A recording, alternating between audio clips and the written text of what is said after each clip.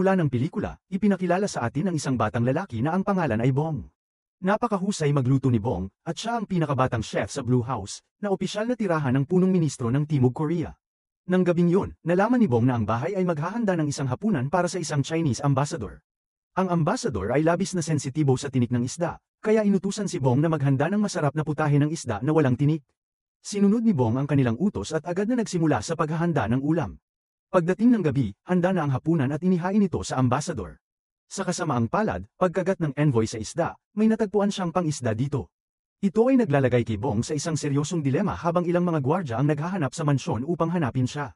Sa susunod na eksena, isang pares ng mga pulis na nag-iimbestiga sa insidente ang dumating sa apartment ni Bong at kumatok sa kanyang pinto. Alam ni Bong na siya ay nasa panganib, kaya sinubukan niyang tumakas sa pamamagitan ng balkonahe, habang ang mga pulis ay sinisikap na mahuli siya. Sa proseso, hindi sinasadyang nahulog si Bong sa isang swimming pool sa ibaba, tumama ang kanyang ulo sa ilalim ng pool. Sa hindi malamang dahilan, patuloy siyang nahuhulog habang may isang babae na lumalangoy papunta sa kanya at humahalik sa kanyang mga labi. Nang magising si Bong, natagpuan niya ang sarili sa isang kakaibang kama at isang mas kakaibang silid. Bong nararamdaman na may mali at agad na tumakbo patungo sa malapit na salamin. Ang kanyang refleksyon ay nagulat siya nang matuklasan ni Bong na siya ay naging babae. Nag-isip siya sandali, pero nagpasya na siya ay nananaginip lamang dahil sa pagkakahulog.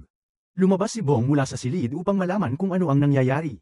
Ngunit nakakita siya ng dosenang mga babae sa labas, na yumuyuko at tinatawag siyang, inyong kamahalan. Nagulat si Bong dito, tumakbo siya palabas ng gusali, ngunit bigla niyang naramdaman ang lamig sa kanyang pagitan ng mga binti. Dito napagtanto ni Bong na nawala ang kanyang saging. Natakot si Bong dito at sa simula'y inisip na siya ay na-traffic para sa isang operasyon ng pagpapalit ng kasarian. Gayunpaman, nang obserbahan niya ang kanyang paligid, natuklasan ni Bong na siya ay naglakbay pabalik sa nakaraan. Ang pagkakaalam na ito ay nagdulot sa kanya ng pagkabigla at siya ay dinala pabalik sa palasyo. Kinabukasan, nagising si Bong at nalaman ang kanyang kasalukuyang pagkakakilanlan mula sa isang katulong. Lumabas na siya ay naglakbay sa panahon patungo sa Joseon Dynasty, noong taong 1851. Bukod dito, ngayon ay nasa loob na siya ng katawan ni Kim So-yoong, isang royal ward. Para lalo pang lumala ang sitwasyon, natuklasan ni Bong na nakatakdang ikasal si Kim sa hari at magiging reyna sa loob ng ilang araw. Ipinaliwanag din ng katulong na ang kanyang katawan ay natagpuan na lumulutang sa lawa matapos mangyari ang isang hindi kilalang aksidente. Sa kabutihang palad, natagpuan siya ng mga gwardya at dinala pabalik sa palasyo. Nang marinig ito, teorya ni Bong na nagpalitan ang mga espiritu nila ni Kim, at ipinagpalagay na ang tiket pabalik sa bahay ay ang lawa. Hiningi ni Bong sa katulong na dalhin siya sa lawa dahil plano niyang tumalon dito at bumalik sa kasalukuyan. Sa kasamaang palad, ang kanyang plano na tumalon ay nagkaroon ng hindi inaasahang pangyayari, nang siya ay bumagsak sa putik. Lumabas na inutusan ng Grand Queen ang mga tagapaglingkod ng palasyo na alisin ang tubig sa lawa magdamag upang maiwasan na may mahulog muli sa tubig. Nawawala ng pag-asa si Bong sa balita pero naniniwala pa rin siyang tubig ang sagot. Kaya't desperado niyang sinubukan na isubsob ang sarili sa anumang pinagkukunan ng tubig na kanyang makita. Pumunta pa siya sa sukdulan ng paglalagay ng kanyang ulo sa isang timba ng tubig na ginagamit panglinis ng sahig. Gayunpaman, lahat ng kanyang pagsisikap ay nauwi sa wala. Ilang araw ang lumipas, dumating na ang araw ng kasal. Hindi alam ni Bong ang mga kaugalian ng dinastiya ngunit sa tulong ng kanyang mga katulong ay nagawa niyang matapos ang mga kinakailangang ritual ng kasal.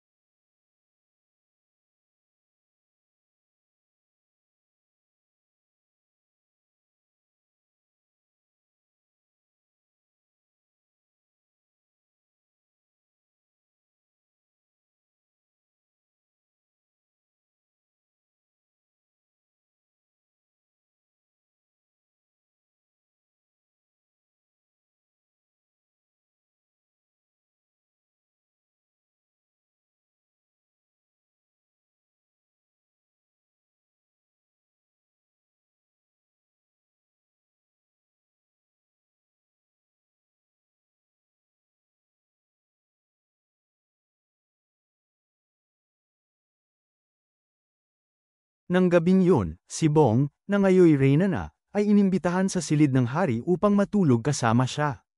Si Bong ay natatakot sa ideya at nag-alok ng alak sa hari sa pag-asang makatulog ito. Sa kabutihang palad, nakatulog ang hari, na labis na ikinatuwa ni Bong. Kinabukasan, nagising si Bong na may hangover at inalok ng pagkain. Gayunpaman, siya ay nadismaya sa malambot na pagkain at nagpadala ng mensahe sa royal chef na magluto ng ramen sa halip. Nalilito ang chef sa termino, pero sinubukan niyang lutuin ang banyagang pagkain batay sa mga tagubili ni Bong. Sinubukan ng chef na gawin ang putahe ng maraming beses, ngunit hindi nasisiyahan si Bong sa bawat subok. Ang unang putahe ay masyadong malusog, habang ang mga sumunod na putahe ay masyadong bland at maanghang. Sa huli, nagalit ang chef at sumuko, inutusan si Bong na siya na ang magluto. Bong, naaalala ang kanyang mga teknik sa pagluluto, ay nagpa siya na ihanda ang putahe.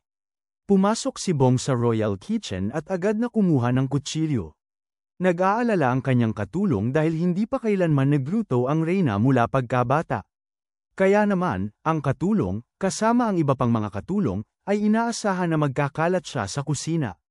Gayunpaman, labis na nagulat ang mga katulong nang magsimula si Bong na maghiwa ng mga gulay ng may malaking bilis at katumpakan. Pinuputol niya ang lahat ng bagay ng perpekto at sa tamang sukat. Sa huli, nagluluto ng perpektong putahe. Kinuha ni Bong ang ramen pabalik sa kanyang silid at tinikman ang pagkain kasama ang kanyang kanang kamay na katulong.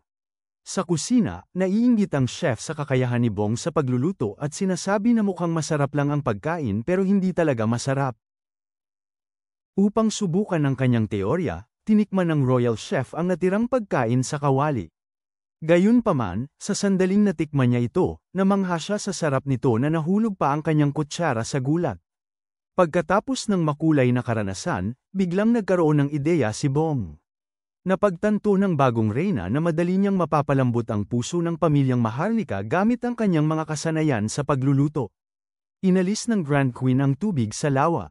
Kaya, kung mapapasaya ni Bong ang Grand Queen sa pamamagitan ng pagkain, baka pumayag itong punuin muli ang lawa. Agad na bumalik si Bong sa kusina. Ngunit iginiit ng selos na royal chef ang kanyang autoridad at tumangging pahintulutan siyang suriin ang pagkain na inihanda para sa Grand Queen. Nainis si Bong dito at hinamon siya sa isang speed cooking contest. Ang royal chef ay unang umatras sa laban ngunit tinanggap ang hamon matapos siyang kutsain ni Bong. Isang katulong ang tumunog ng kampana at nagsimula ang paligsahan. Kinuha ng punong kusinero ang kanyang kutsilyo at malupit na pinutol ang isang bungkus ng mga carrot. Gayunpaman, mas mabilis ang mga kamay ng reyna at mabilis na naghiwa ng mga pipino ng madali. Pagkalipas ng ilang minuto ng pagluluto, handa na ang putahe ni Bong at siya ang unang tumunog ng kampana. Kaya't siya ang nanalo sa paligsahan.